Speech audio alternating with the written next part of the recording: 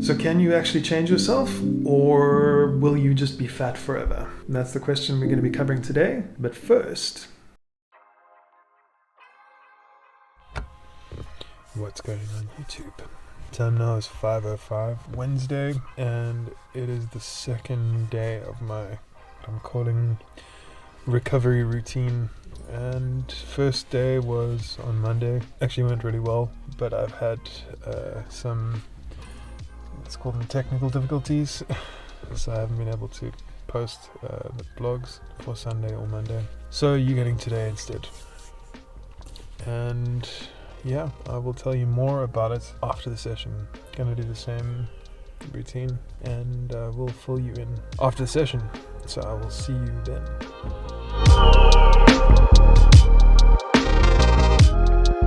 And welcome back. Time now is 6:49. So yeah, that was a decent session. I enjoyed it. I do feel a lot of FOMO and nostalgia as I'm walking around the gym, looking at the machines, going, I want to do that, and I want to do that. But I know this is all for a reason, and I can already feel that the healing is working.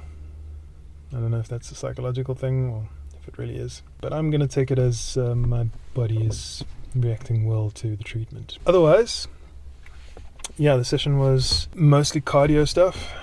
So I walked for half an hour, then I did some shoulder exercises, and the plan is always to do some stretching, but I tend to run out of time, so I haven't gotten around to the stretching yet. I think I'm going to have to implement a week of stretching, a week of training, a week of stretching, a week of training, that kind of thing.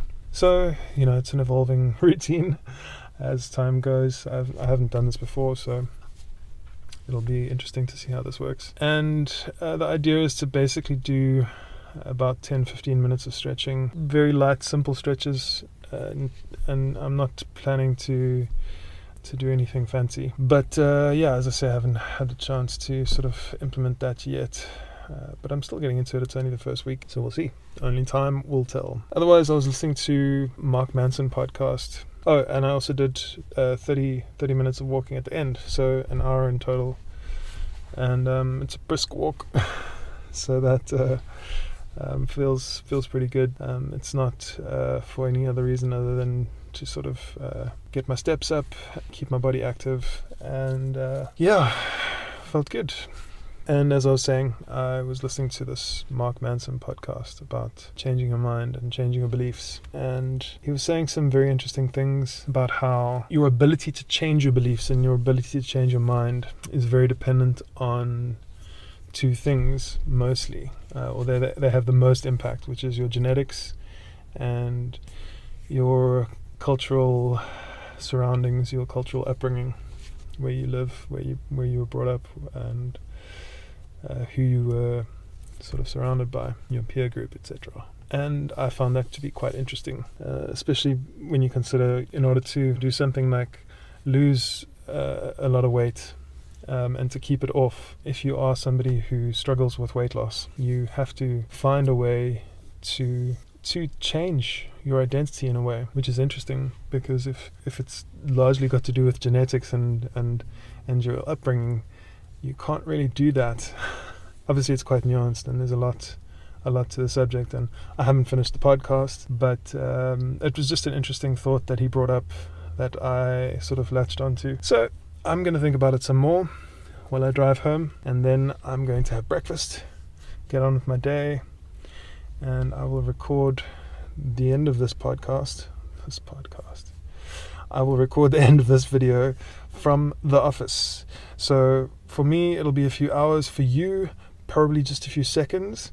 So I will see you. Now, here we are in the office. And so, getting back to the discussion at hand, our beliefs about weight and body image often feel impossible to shift. After all, they're shaped by genetics, cultural norms, and social conditioning. But here's the real question. Are these beliefs truly locked in, or can we rewire our thinking? So years ago, I believed I was destined to be a smoker because it was such a strong addiction. I tried to stop so many times. I'd failed literally every time I tried. But I just had to get it right that one time. And there are many millions of people who have been through a similar situation and have successfully changed their lifestyle. And 9 days from today, I will have been a non-smoker for 5 years.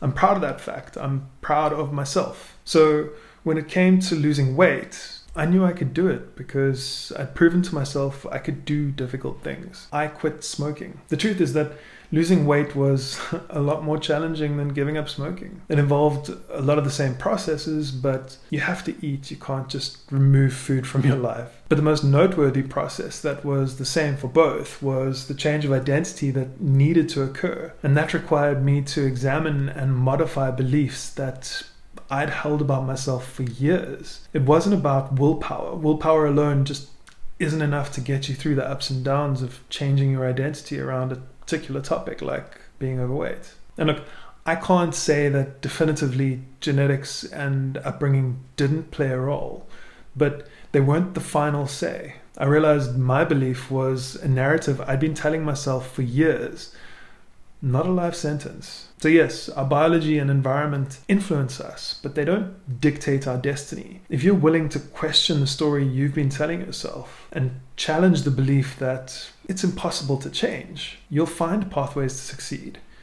Start small, set a realistic goal, find a supportive community, online or in real life, and remind yourself that your beliefs can evolve, just like you can. It all begins with daring to ask, what if I can change, no matter what my past or my genes say? I think you've got this. Stay awesome. Remember to like this video if you like this video. Share it if you think somebody else will too.